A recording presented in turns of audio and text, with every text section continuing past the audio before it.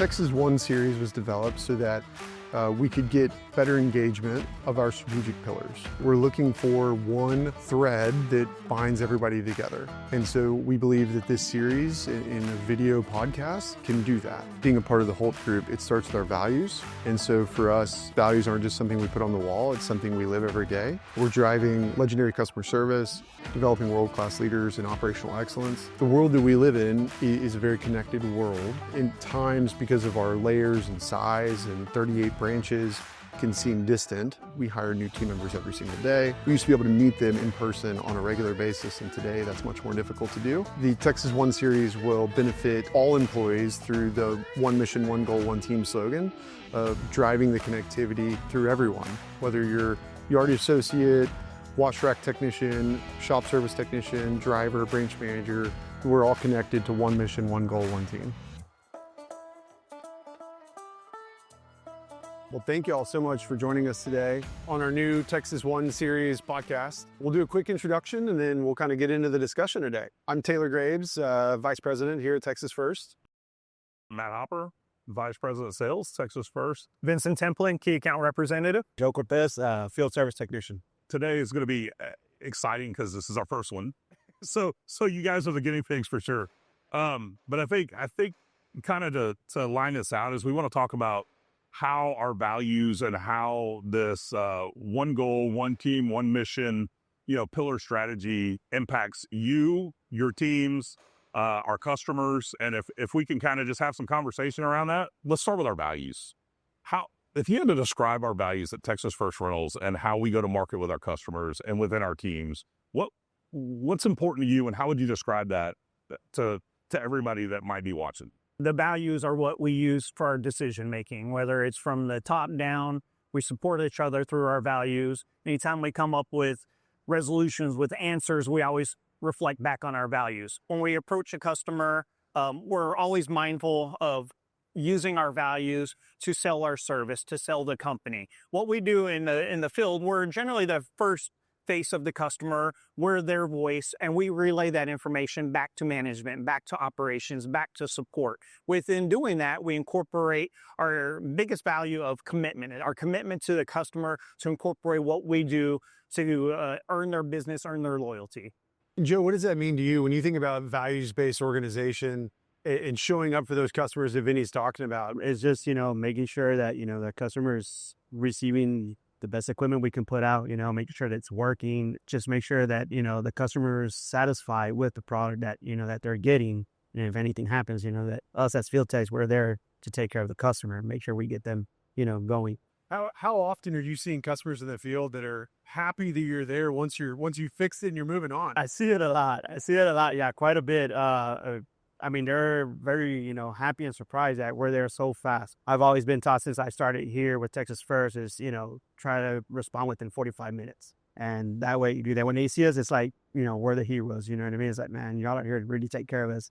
And I get a lot of compliments on that from the customers too, you know what I mean? So that's awesome. Do you feel like that differentiates us from some of our competitors? It does, because I've actually had customers tell me, man, y'all are here very quick. Is other competitors have always hour, 2 hours, the next day. When we talk about the one team aspect of Texas First Rentals, and you're a service technician, you're in the dispatch, you get dispatched all over San Antonio and Austin, et cetera. How do we do really well today with that one team? And what are some opportunities you see in your role that we could do better, right? We always help each other out. We don't separate each other. We don't, talk bad about anybody, and we always there to help each other out. So that's what makes us one team. That's what makes us strong. What about you, Vinny?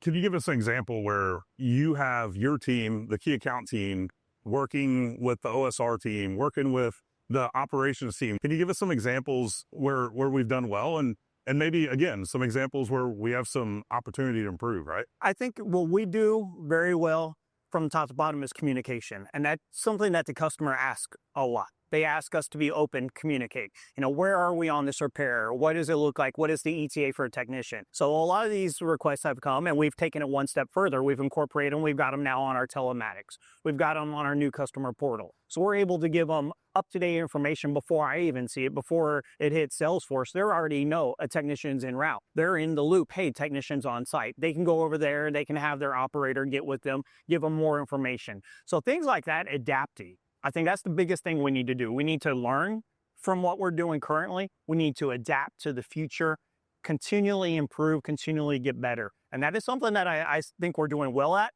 something I can forecast and look at. If we can perfect that and really dial in, find out how the service can help support the sales. What can sales do to support operations? One thing that I've gotten some good feedback that I've started to incorporate more and more as I go to these larger projects and I get commitments from our partners, I try to get an equipment forecast plan in place. I get that, put the dates, put the equipment types, I get with the branch manager. Now they can secure the fleet. They can have it made ready, have it ready to go. So when that date comes, we're, again, communicating back with the customer. How's the project look? Are we still all set to get X amount of lifts on the X day? And you know what? There's been a change in the schedule. Can we push it out? Or you know what? This schedule got accelerated. Can you add 5 more lifts? Little items like that, I think, is what we can do moving forward. That'll really take us next level. And we always have issues, right? Like you made something change or something got canceled, or so I think that adapting piece is huge, right? How do we agree, as one team? How does the technician know what's prioritized, and how does he know, like, hey, if I'm making this call, what's changed, what's going on? I think you hit it very well, man. Like, very well. Thank you. Absolutely. No, that was great. Vinny, I'll go back to you on the conversation around the customer and what they need in the future, right? I agree. I think technology is driving a changing customer in what they see and what they need and what the demand is. But, every day we rent hydraulic equipment, mechanical equipment, it breaks.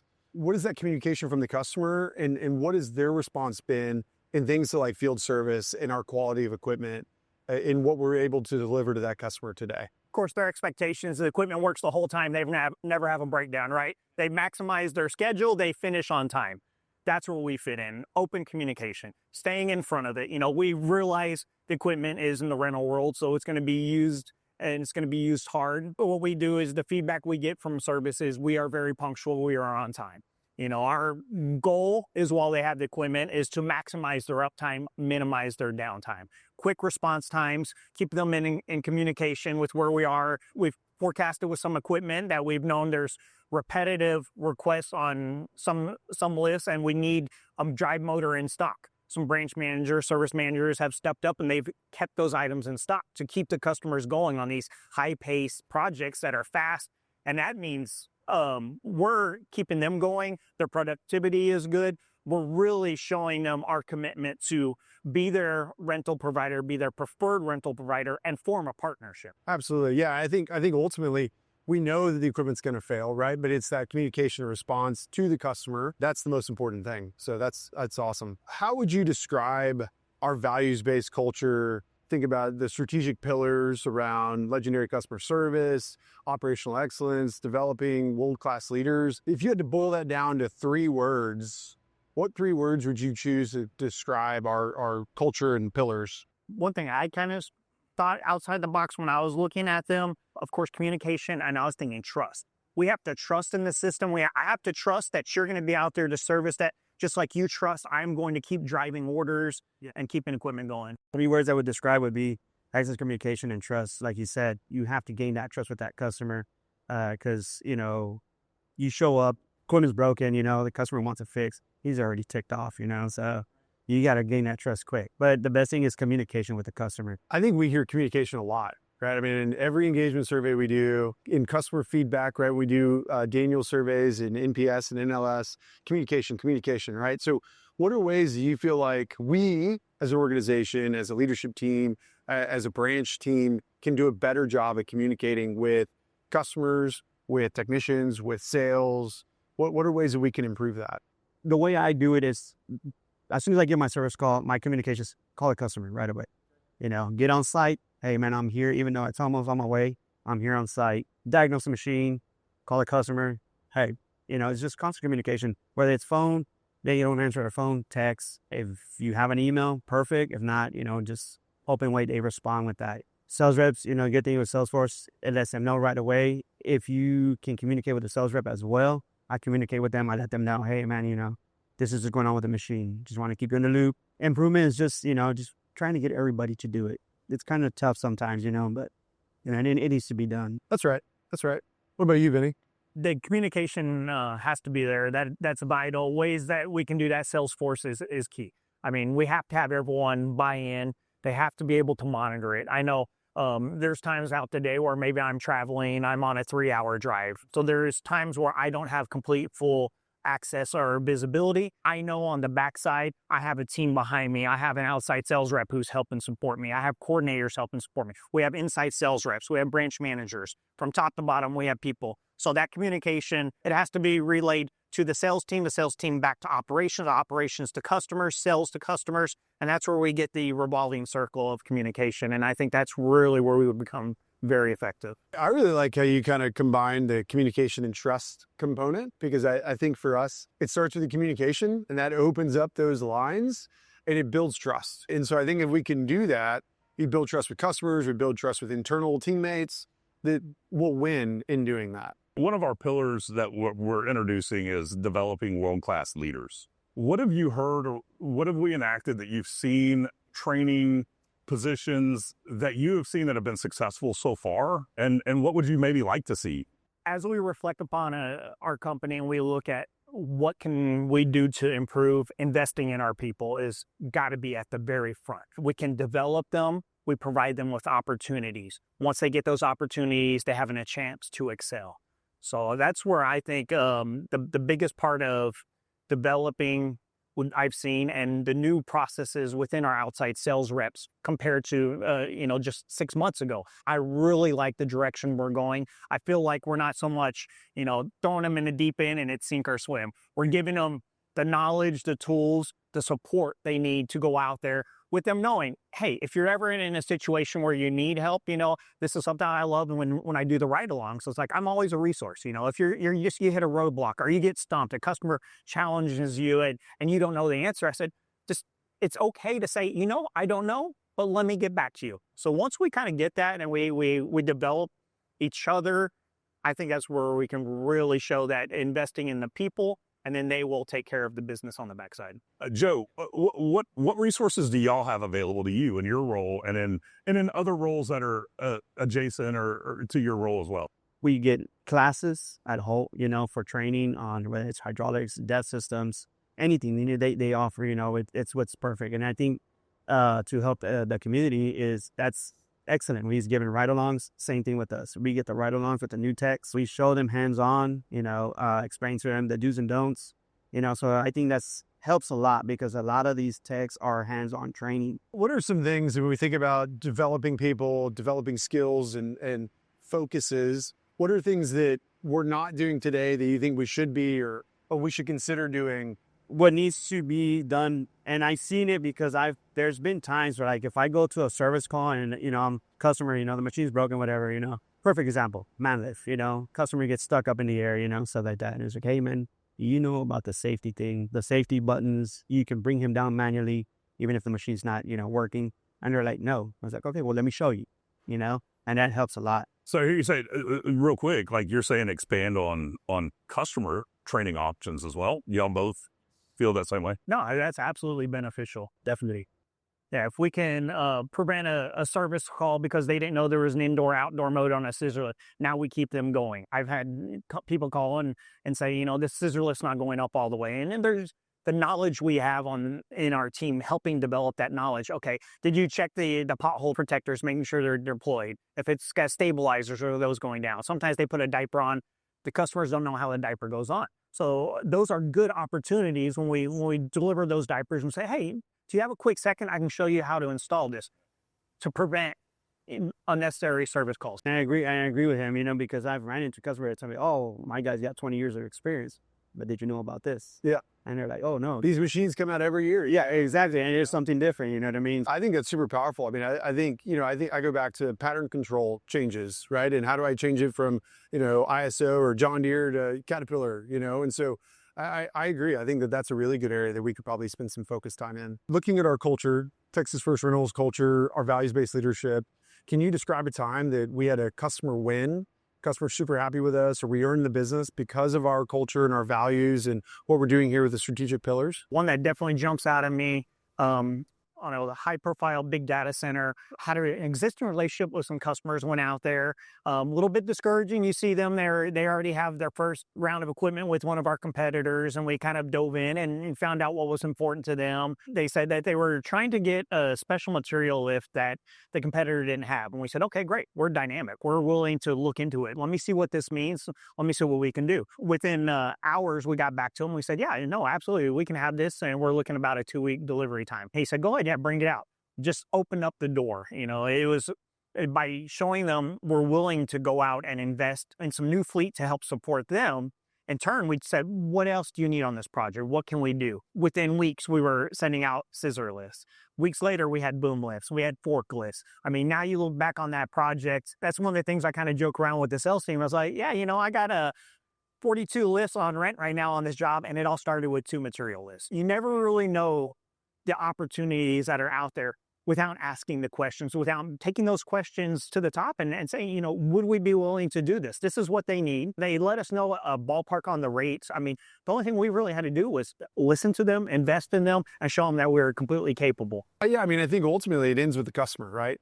We want to make decisions and do right by our customers. Without customers, we don't have much. Joe, what about you? Do you have a time where you feel like the values really kind of ring through and this mission that we're on? It goes back to like what I said earlier, our response time, our knowledge of how to fix the equipment, because there's been times where the customer has competitive equipment, and it's down for days and it's leaking everywhere. It looks like a mess, and they're like, they have one of our equipments and we go and we fix it right then and there and they're happy. You know what I mean? And I've actually heard the customer drop the other competitor and go with Texas First because our response, communications, and our knowledge, of how to repair the equipment. That's legendary customer service at its finest. I mean, that's amazing. Love that. Love to hear that. I want to take the opposite side. We're always so great. Sure. Like, what do you guys think that if there was 1 or 2 things that we could get better at, right? As a company, wherever it is, what would that be for you guys? And I'll start with Joe. Honestly, I want to say in learning the knowledge. Okay. We do have a lot of very good guys that are very knowledgeable, but there is some that, it takes them a little bit while, to pick up, or to learn some things, you know what I mean? Yes, we do communicate a lot and it is good, but a lot of the times there isn't enough still. I've heard it from customers, stuff like that, like, hey man, so-and-so's not calling me. I appreciate it if they call me, let me know. It's all right, sure, no problem. Hey, we'll fix that for you. You know what I mean? But yeah, the knowledge and the communication, I think we can still always improve on that. It's not always like, oh, we hit it. No, you can always improve. And you tagged it. That's one of the pillars is operational excellence, right? It's how do we get better? How do we keep refining process? And that's why we're doing this today, right? We're trying to get better. We're trying to listen. We're trying to understand, and we're trying to validate that that's a thing, and we want to be able to communicate better to everyone in the organization. Looking out to 2026, what is something or a couple things that we should have on our radar? I'd say intercompany communication. What happens in DFW and some trials and tribulations, some things they've learned, doesn't always get relayed back to Austin, San Antonio, or even, the guys down south in Wesco, Laredo, Corpus, Victoria. Sometimes it feels like they're on an island and they're having to figure everything out themselves. I think if we can kind of come up with some sort of platform, right, where we can all talk, communicate, and share it with the team. I'm very fortunate that our team, I mean, it's as simple as we have a group text. So we're always sharing wins and we're feeding ideas back and forth. We're asking questions to each other. Oh, who do I go to for this? How can I reach out? What can I get information on this? Luckily, we have a really close team. I would like to see that mirrored to outside sales teams. And I know there's some friendly competitions. I've done some ride-alongs with OSRs, and they have group texts internally to see who can get the most accounts, to see who can put the most excavators on rent this week, who can rent the biggest booms. We love challenges, right? So present those challenges, but definitely intercompany communication. I heard you say like sharing best practices. Yes. Is kind of a high level look at that, and y'all have a tech stream, but there's nothing saying that Joe's team can't have a little a text group that's like, hey, I got a group chat. Hey, like my daughter is like, oh, I'm chatting with 84 people. But I think being dynamic within the groups as well and saying, how can we help our teams get better? Absolutely. What are some things that y'all do that may benefit Joe's group or my group? I mean, it's the same, right? I think it would be a good idea to use Teams as a whole. Yeah. Communicate, with other, from, other stores, from, other cities, start a big chat, you know what I mean? And just, hey man, what did you learn? Hey, you know what? I figured this out with this machine. Yeah. I should try this if I ever run into this issue or whatever, you know what I mean? How do we tap into that tribal knowledge, right? One of us isn't as strong as all of us, right? There's a lot of us, right? Over 800. So how do we tap into that knowledge that all of these individuals have that we can share in that collective power? Well, Vinny, Joe, thank you so much for joining us on this first inaugural Texas One series. It's been a great conversation. I really appreciate the dialogue today, guys. That's a wrap. Texas One is the one source for all news and information at Texas First Rentals. This year in 2025, we've had some great success stories in our sales team, our key accounts group and our OSR group, our territory reps, as well as Holt, all working together to impact our customers, such as Mortensen.